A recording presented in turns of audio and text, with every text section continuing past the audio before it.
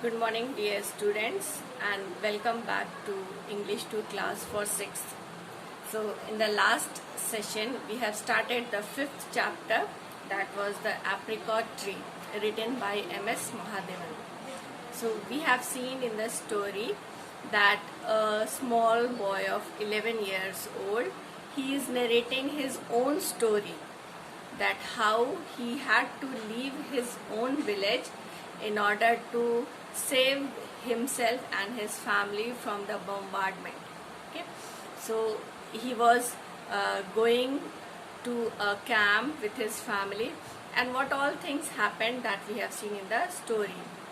It all started when his father and his elder brother Usman, they were leaving for the mountains. Okay, they were going to the mountains along with their flock. They were taking their flock, their sheep, for grazing grass on the mountain. And this little boy, he also wishes that he would like to go with his father. But his father said that no, not this time. He said that maybe next year he would take. So he felt little bad, and he was jealous also with his younger brother Usman, because he was free to go with his father and he would be freely moving around on the mountains and he could enjoy there. But this boy, he was not allowed to go with his father, and in spite of this, he had to attend the school. Meanwhile, when his younger brother would be enjoying on the mountains, he had to go to school to learn grammar and other tables, and he felt that was useless. Okay, so after his father left for the mountain, after 4 days, he was studying in the school, and third period had just started. Okay, it was just third period started, and they heard a loud boom, and they found that the enemy had started the bombardment. Okay, so in order to save themselves, all the children, they ran away from the school. Okay, they ran away from the school before the teacher could stop them. They ran away, and they as they were running, they had just reached the village square, and then another bomb fell there, and that was on the grocery shop. And when they saw the grocery shop, all the walls were broken, and they could see inside the shop that the shopkeeper, he was hiding himself behind a sack, and his whole body was covered with the wheat barley flour. So this way they ran from there, and after the noon time, he went back to his home, and after the noon time, a man came on the jeep, and he was shouting that the village is under attack, and they had to leave the village. So he also told that the people should leave the village and they should go to the camp in Dras, and they should take only the essential things. Okay, no need of taking everything. They had to take all the essential, whatever they needed, and nobody would stay in the village, not even old man, not children. Everybody had to leave. Okay, so the boy also, along his mother and younger sister Habiba, they were preparing to leave. Then their neighbors were there. There was an old man named Suleiman, and his wife name was Amina. Okay, so his mother requested them that they should also come with them, but Suleiman was not ready to go with them. Okay, he was not ready to go with them. He said that he cannot leave his animals behind, because if they will go, there won't be anyone to feed their animals. So he said that he won't go, and because of this, his wife Amina also refused to go with them. She told that they should go because she had young small children with them.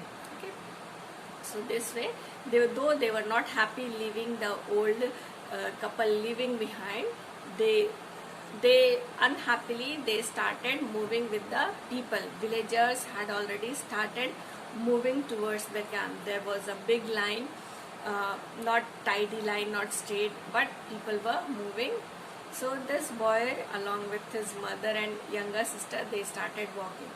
Though their movement was slow, by the evening they had reached only 6 kilometers. They had crossed only 6 kilometers, and on the road there were lots of army trucks were there, army soldiers. They were pitching tents on the field, setting their guns and other things. They could see that.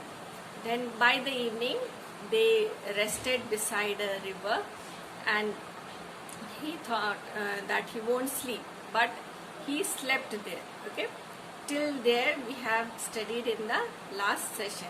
Okay, so now we'll start from where we had finished. Okay, now I will switch the camera towards the screen, so from there you can see the lesson. Okay, so in the last session we have studied till here that they were moving in a line with all the other villagers. They were going towards the camp, and on the sides of the river they have seen that the soldiers, they were setting their tents, pitching their cannons and other guns for to attack the enemy. And while walking, her younger sister, she started feeling that her shoes were pinching, so she requested that she wanted to remove the shoes and she wanted to throw it, but her mother, she carried her all the way, and by the evening they had covered only 3 kilometers. Okay, so now we'll see the next paragraph. We spent that night in the open. It was very cold. The soldiers did not allow us to light fires. Habiba snuggled with Ammi. I had my own blanket. I thought I would not sleep a wink. It was a clear night around us. A ring of jagged peaks rose up to meet the stars. Somewhere in those peaks were Abba and Usman, thinking we were safe in our beds. Would I ever see them again? Before I knew it, the sun was up and Ammi was shaking me awake. She looked tired, as if she had not slept a wink. She gave me the last of the naans to eat. It was hard and dry, but I ate all of it. Okay, so they, after covering 3 kilometers, they spent the night. Okay, it was evening, it was night, so they slept in the open field. There was no house or tent or something, so they slept in the open field, and it was very cold there. And the soldiers, they did not allow them to light fires also, because if they would light fire, the enemy would know that there are people, so they would attack there. So they did not allow them to light fires also. And then they were feeling cold, so Habiba, she hugged her mother. Snuggle means she hugged, she held her tight, her mother, and she slept. But the boy had his own blanket. He was lying there, and he thought that he would not sleep a wink, means he would not sleep the whole night, and because he wanted to see the clear sky. And around them there was a ring of jagged peaks rose up to meet the stars. What is here jagged means? What is the meaning of jagged? Jagged means here different shaped mountain peaks. Okay, around them, because they were in the open field, and around them he could see there were mountains of different shapes and sizes. They were rising up. Rose up means they were standing straight, and it was like they are ready to meet the stars. Okay, they were so high that it looked like these mountains are ready to meet the stars. And somewhere in those peaks were Abba and Usman, and he was thinking that in one of the mountain peaks his father and his elder brother must be there, and they must be thinking, his father and brother must be thinking that this boy, he must be safe in their beds. They must be safe and sleeping on their beds in the house. But actually the reality was something else. They had to leave their home. And he was imagining, he was thinking that whether he would be able to see his father and brother again or not, because they don't know what will happen afterwards. So before he could find out that what will happen, the sun was up. It was early morning, and his mother was trying to wake him up. He slept, though he thought that he won't sleep, but he slept, and his mother was trying to wake him up. When he opened his eyes, he saw that his father was looking his mother was looking tired, and it looked like that she did not sleep the whole night. Okay, she must be taking care of them, so she did not sleep. And then she gave him the last of the naans. Naans means the chapati. Okay, she gave the last piece of the chapati, though it was very hard and dry, but he was feeling hungry, and that is why he ate it all, because they had nothing else to eat. So whatever they carried from their home, they had to eat it. Hurry, Ammi said, we must be on our way before the shelling starts. Okay, then Ammi says, his mother is saying that they have to make hurry because they have to start moving before the shelling starts. Before the bombardment starts, they have to keep on moving. We passed 2 villages. They were totally deserted. There was not a single house without a roof or a wall missing. Okay, like, so they started moving and they crossed 2 villages. Okay, they traveled across 2 villages, and both the villages, they were totally deserted. Deserted means, what is the meaning of deserted? Yes, deserted means with no people, means it was empty. Both the villages were empty. There were no people seen in the village, and there was not a single house whose either the roof or the wall is not missing. Means every house was broken, either the roof was broken or the wall. Okay, that means all the villages, they were under attack of the enemy. The ruined village made me sad. Everyone was quiet, even Habiba. Just as we passed the last house, there was a scuffling sound. Habiba shrieked. A big black head stared at us dolefully out through a broken wall. It was a yak. Okay, the ruined village. Ruined means, what is the meaning of ruined? Here it means destroyed. Okay, so the boy had seen 2 villages, and both the villages were totally destroyed. That made him very sad. And everyone, all the people, those who were walking, they were very quiet. Nobody was talking much. Even his younger sister Habiba, who loves to talk, she was also very quiet. And just they crossed the last house, there was a scuffling sound. Scuffling means, what is the meaning of scuffling? Scuffling means move with short, quick steps. Okay, when they reached to the last house, there was a movement. They heard somebody was moving, and then Habiba shrieked. What is the meaning of shrieked? That means screamed. She screamed in fear, because what was there? There was a big black head stared at us. Okay, out through a broken wall, because they have seen there was a house and the wall was broken, and from there a big black head stared. Stared means it was looking at them dolefully. Dolefully means sadly. They saw there was a yak. Okay, it was a yak's head that was looking at them sadly.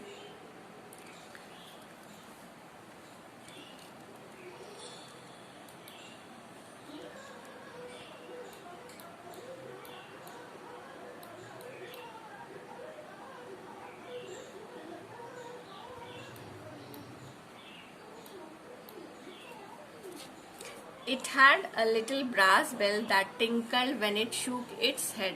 It was cheerful sound. The yak nuzzled its head against Ammi. Its eyes seemed to plead. Okay, so now they had seen there was a yak inside a house. The broken wall was there, and from there the yak was looking at them sadly. So, and the yak had a little brass bell. Okay, on its neck there was a brass bell. Brass is a kind of metal. There was a brass bell that was tinkling, that was making sound whenever it was shaking his head. Okay, and it was a cheerful sound. The sound made by the bell, that was very cheerful, nice sound. The yak nuzzled its head against Ammi. Nuzzled means to rub gently on against something. Okay, that means to rub gently against. Okay, so the yak, it rubbed its head against Ammi. Its eyes seemed to plead, and it looked like the yak was pleading. Pleading means requesting. The yak was requesting them something. The yak was requesting his mother. All right, said Ammi, we won't leave you behind. Come along. She made Habiba and me sit on the yak's back and led it by the rope around its neck. The yak was smelly, but I didn't mind. It was happy to rest my feet. Habiba started to sing. We passed a hillside covered with yellow rose. Habiba made me get down and pluck a few for her. Okay. Now, Ammi, when she saw that the yak wanted to go with them, it looked like the yak requested her. Then the mother said, Ammi said, all right. She said to the yak, okay, all right. They will not leave the yak there. And she said that you can come with us, come along. Then she made Habiba, his younger sister, to sit on the yak's back and led it by the rope. And she started pulling the rope which was tied around its neck. Now, though the yak was smelly, because the yak smells bad, okay, it was smelly, but I didn't mind. And the boy is saying, though it was smelling very bad, but he did not mind it, he did not bother about it, because he was very tired of walking after so many kilometers. So he was able to sit on the yak and he was able to give rest to his feet. So he was happy to sit on the back of the yak, though it was smelling badly, but he did not mind that. And then his sister started singing. Then they crossed a hillside covered with yellow roses. Okay, they were crossing beside the hillside which was covered with yellow roses. Habiba made me get down and pluck a few for her. And then his sister, she requested to get down and pluck some flower for her. When the sun was just over the ridge, the shelling began. The first one landed just a few hundred yards away. It hit an army convoy truck. A huge ball of flame rolled out. Ammi grabbed Habiba and pulled me off the yak. The yak was frightened out of its wits. I could see the whites of its eyes. It dashed off into a field, its bell tinkling crazily. We scrambled into a ditch and lay low. Through the deafening noise of the shells came the shouts of soldiers, the waits of frightened children. I kept listening for the yak's bell. Okay, so they were sitting on the yak's back and they were moving towards the camp. Now the sun was just over the ridge. Ridge means the mountains, okay, the row of mountains. So the sun was just above the mountains. And then what happened? The shelling began. The enemy had started the bombardment. And the first bomb that landed just a few hundred yards away, where they were moving just from there only 100 yards away, the bomb landed. And what did it hit? It hit an army convoy truck. You know what is convoy? What is the meaning of convoy? Convoy means a group of vehicles traveling together. You must have seen when any leader or minister is going there, you have seen a line of number of this vehicles are moving together. That is known as convoy. Okay, so the first bomb that landed on the army convoy truck, and then what happened? There was a huge ball of fire. Okay, then Ammi, she was so afraid that she took hold of Habiba and then she pulled the narrator down from the yak. And the yak was also so frightened. Okay, the yak was so afraid that out of its which means out of his intelligence. The yak didn't know what else to do, and then the boy could see in the eyes of the yak, because the yak's eyes had turned full white. And then the yak, it dashed off into the field. It started running towards the field, because yak is an animal, it doesn't know what to do. So he was so afraid that it started running towards the field. And we scrambled into a ditch and lay low. Scrambled means, what is the meaning of scramble? Scramble means climb quickly and with difficulty over rough ground. Okay, there was a ditch. Ditch means a hole in the ground. Okay, so there was a ditch, and then they crawled down into this hole to escape themselves from this fire. Okay? Through the deafening noise of the shells came the shouts of soldiers.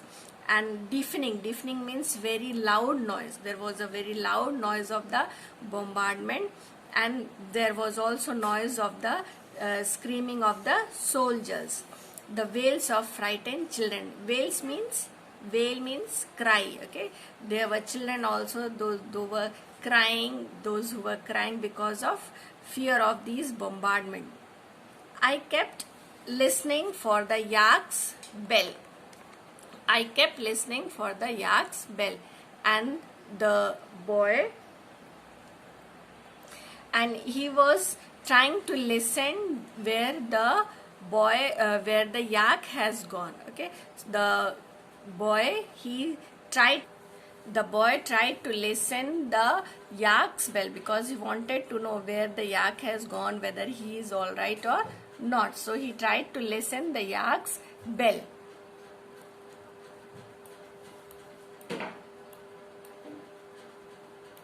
At last, the shelling stopped. The convoy started moving. I must go and look for the yak, I said to Ammi. Okay. Now, after some time, the shelling started, the bombardment stopped, and the convoy, the movement started. Okay, the vehicles, they started moving. Then the narrator is saying, he said to his mother that he wanted to go and look for the yak. He wanted to see what had happened to the yak, whether he is all right or not. Then his mother said no, seeing my face. And then when his mother saw that the boy wanted to go and check, she said, all right, go, but be back in 10 minutes, it may be. She did not complete the sentence. Then only the boy interrupted. Okay, when the boy said that he wanted to go and find out for the yak, his mother said no.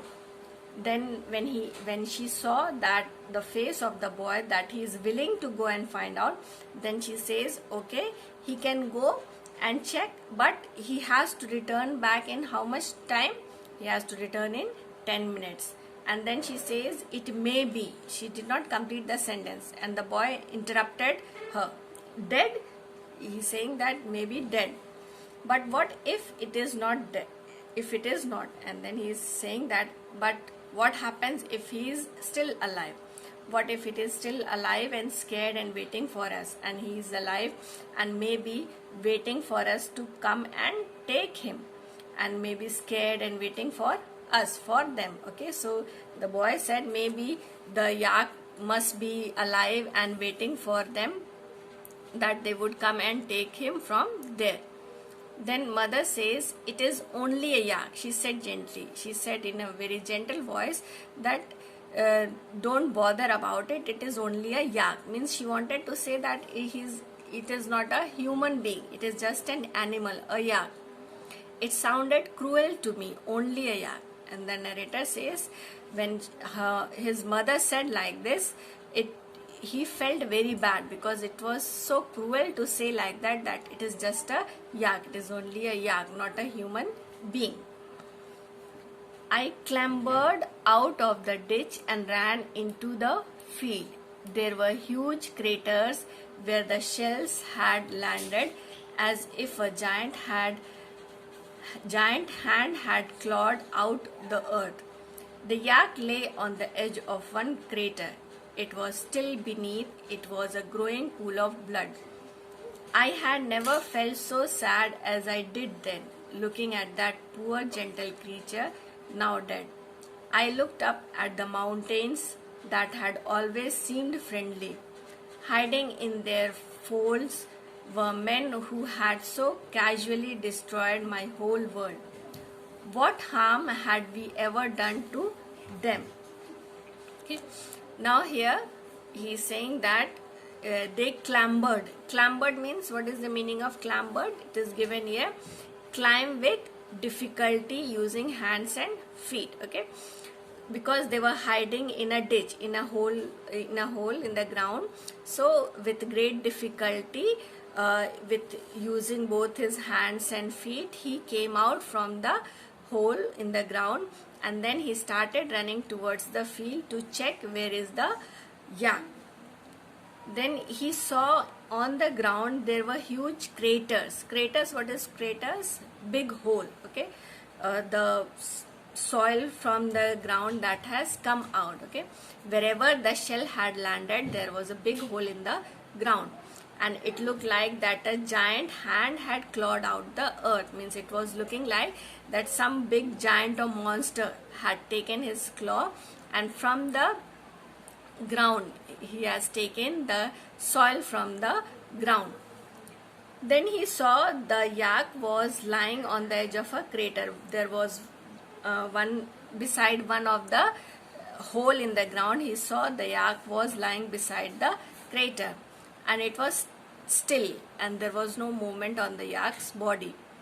Beneath it was a growing pool of blood, and beside the body he could see beneath means under it. Okay, under the body of the yak he could see there was a growing pool of blood. Everywhere it was blood, everywhere blood was there. I had never felt so sad as I did then, looking at the poor gentle creature now dead. And to see that dead yak, he felt very bad. He had never felt so bad like this time. He was looking at the poor gentle creature, a very calm and gentle animal who is dead now. And then he looked up at the mountains that had always seemed friendly, and he started looking at the mountains because he always found that the mountains are so friendly. He never thought that the enemies could hide there and they could attack them, hiding themselves on the mountains. Now he felt that it was so cruel. Hiding their folds were men who had so casually destroyed my whole world.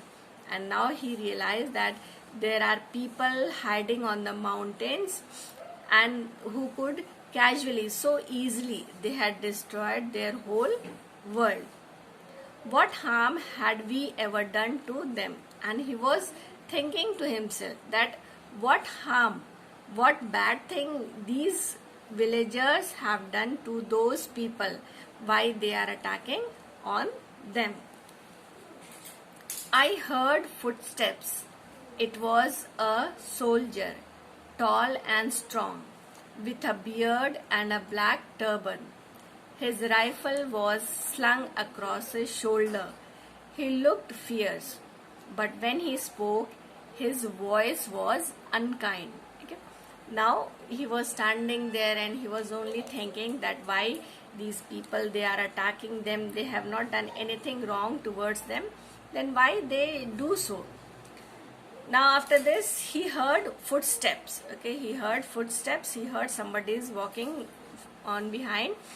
Then he saw there was a soldier. He was very tall and strong one, and he had a beard and a black turban. Turban, you know what is turban? Sikh people, they used to tie their hair on their head, covering with a cloth. Okay, that is turban. Okay, so he was a Sikh soldier, and he was carrying a rifle. It was slinging. Sling means hanging across his shoulder, and he was looking fierce. Fierce means, here fierce means very dangerous. But when he spoke, though he was outer appearance was looking very dangerous, but when he spoke, he found that he was very kind man. It was not unkind. Unkind, just opposite of unkind, that means it was kind. Okay, so Though the soldier was looking very rough and violent person, but when he spoke, he found that the person is a very kind man. Your mother is waiting. It is not safe for you to be here. We will give you a ride to town. Then he saw the dead yak, your friend. Then the soldier told him that his mother is waiting out there and it is not good for the boy to stay there. It is not safe for him. And then he also said that they are the soldiers, they will give them a ride, means on the vehicle they will give lift to them to the town. And then the soldier saw that the yak was lying there, he was dead. Then he asked, your friend? Then he asked to the boy whether the yak was his friend. I nodded glumly. Glumly means, what is the meaning of glumly? Glumly means sadly. Okay, then he says that he nodded. Nodded means he shook his head. He started shaking his head and said yes. He said that in a sad note, he said that yes, the yak was his friend. Bending down, he took the little brass bell off the neck. Then the soldier, he bent down to the yak and then he took out the little brass bell from his neck. Keep this, he said gently, to remind you of your friend. Then the soldier said, you can keep this bell as a remembrance of his friend. Means he can keep the bell as his memento of his friend. That will remind him of his friend. He lifted me across his shoulder and walked back. Then the soldier, he kept the boy on his shoulder and then started walking back to the vehicle. We reached the camp without any mishap. The first person I spotted was Sadiq Ali. Okay, then they reached back they started moving to the camp and then they reached there without any mishap. Mishap means without any accident. Okay, without any casualty or any accident, they reached there safely. And the first person I spotted was Sadiq Ali. Okay, who was the first person whom he saw there? That was Sadiq Ali. Who was Sadiq Ali? Do you know who was Sadiq Ali? Yes, Sadiq Ali was the teacher. Okay, so he was the first person whom he saw there. So you have made it, he said in his cool, precise voice. Precise means careful or particular. Okay, so in his very familiar tone, he said that okay, that's very good that you have made it, that you came here safely. School starts tomorrow. And then he says that the school will start the next day. But we don't have a schoolhouse, I protested. The boy was not willing to start the school the next day, so he protested. He said that they don't have a schoolhouse, no school is there. We do, he grinned, pointing at a big shady tree. Class begins at 9 a.m. And then the teacher, Sadiq Ali, he smiled. Grinned means smile, showing his teeth. He pointed towards a big shady tree, means there was good shade under it, and he says that yes, we have a schoolhouse. He pointed the shade under the tree and said that there only they will start the class next day. At what time? At 9 o'clock in the morning.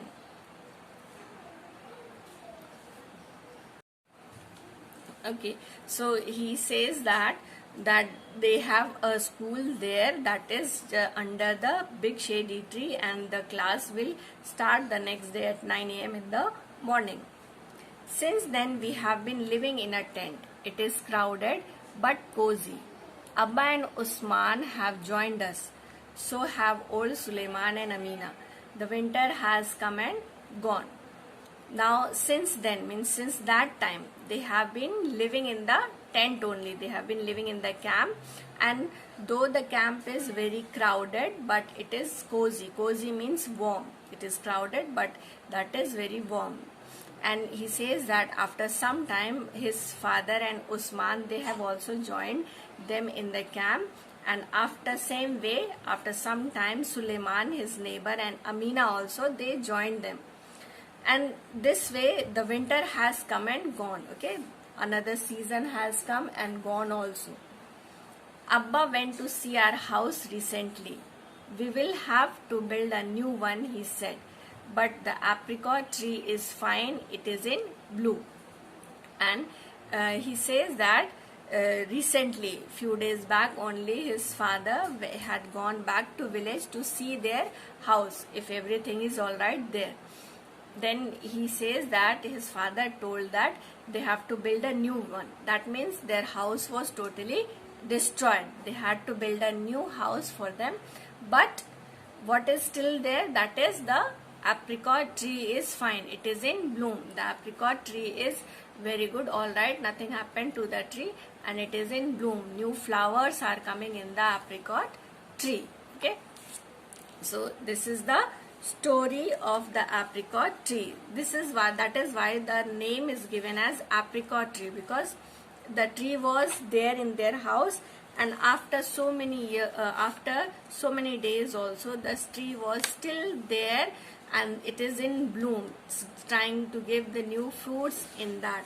Okay, that is the lesson. I hope everybody had understood the lesson.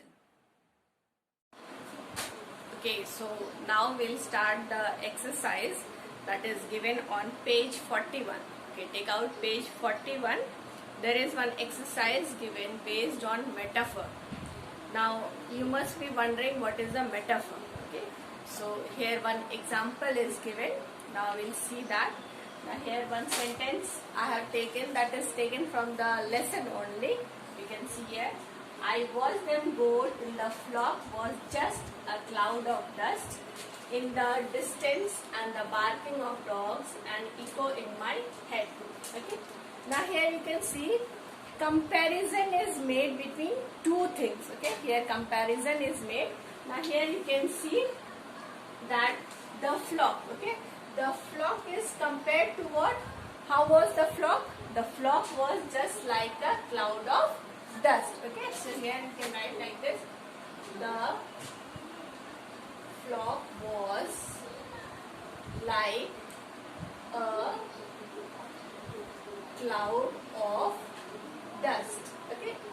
Now here you can see comparison is made between the flock and the cloud of dust. Okay. The flock was compared just like a cloud of dust. Now the second part was, you can see here, in the distance, and the barking of dogs. How was the barking of dogs? The barking of dogs, that was the barking of dogs was, it was like what? It was like an echo in my head. Okay, so now here you can see the comparison is made between the barking of dogs. The barking of dogs was looking like what? It was looking like an echo in my head. Okay, so here you can see the living thing. Okay, the living thing, that is here the flock and the barking of dog, that was compared to something else. But okay, but here in the sentence here, I watched them go till the flock was just a cloud of dust. Here comparison is made without using the words like, that is like, without using the word like. Okay, here like is not used, but then also comparison is made. Okay, I watched them go till the flock was just a cloud of dust. Here like is not written. Okay, same way here also, the barking of dogs and echo in my head. Okay, again here the barking of dog, that is compared like an echo of dust. But here the word like is not used, like I have used here. Okay, so when we compare two things without using the words like, and as. Okay, these two words are used in simile. Okay, when we compare two things and use the words like and as, that is known as simile. But when we compare two things without using the words such as like and as, that is known as metaphors. Okay, when we compare two things, okay, when we compare two things which have one or the other thing in common, okay, without using the words like and as, then it is known as metaphor. Okay, some more example of metaphor I will give.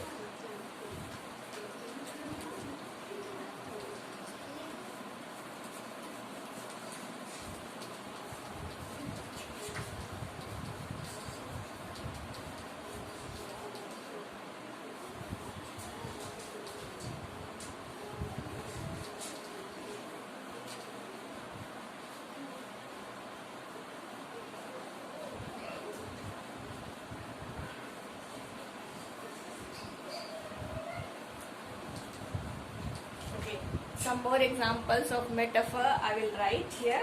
Right? He is as strong. Sorry, not this one.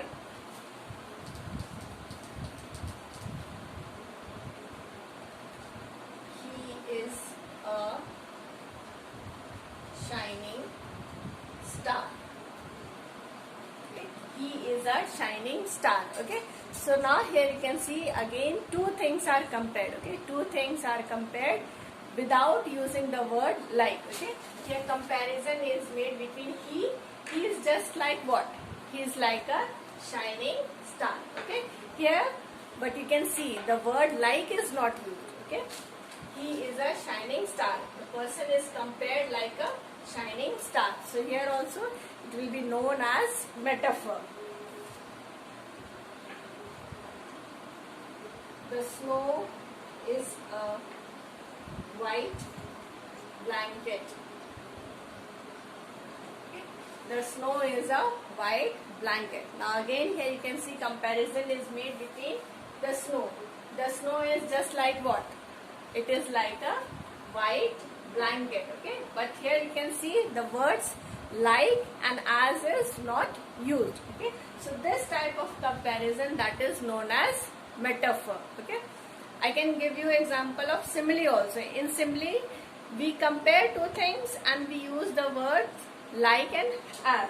Like he is as strong as an ox. Okay, let's see the sentence. He is as strong as an ox. Now here comparison is made between he and that is ox, but here you can see the word as is used. Okay, comparison is used using this word as. He is as strong as an ox. Okay, he is compared as an ox, but here the words of comparison is used, that is. Okay. They fought like dogs and cats. Okay. Now here again the comparison is made between they. How did they fought?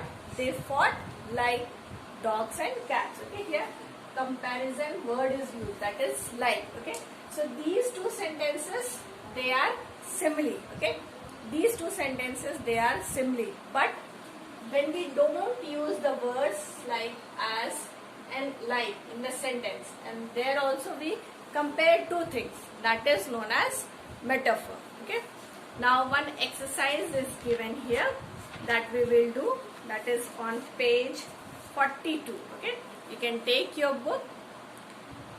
Identify the metaphors in the sentences given below and state which two things are being compared. Okay, here comparison is made between two things and you have to find out. First one is the moon is a lantern in the sky. Okay, now here you have to tell what is compared to what. Okay, so here moon is compared like what? Moon is compared like a lantern. Okay, so you have to underline moon and lantern. They are metaphor. Second one, grandma's lap is a soft pillow. Okay, now here again comparison is made Grandma's lap is like what? It is just like a soft pillow. Okay, so you have to underline grandma's lap and soft pillow.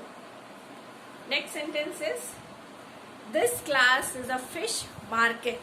Okay, how is the class? The class is like a fish market. Okay, so this class you have to underline, and then fish market. They both are metaphors. The next is, all the world is a stage. Okay, now what is compared like a stage? World. Yes, world is compared as a stage. So you have to underline word and stage. Next is, the dancer was a graceful eagle. Okay, so here also, who is just like a graceful eagle? That is a dancer. Okay, so you have to underline dancer and graceful eagle. Okay, so this exercise I hope you have understood. Now rest exercises, that is very easy. That is adverbs. Adverbs you have already studied in the previous classes. That will be given on the website. Okay, so the question answers, rest question answers and exercises, that will be given on the school website. From there you can download and copy down in your classwork copy, and keep learning all the exercises and question answers whatever are given to you. Okay, so stay safe, stay at home. Okay, take care and have a nice day.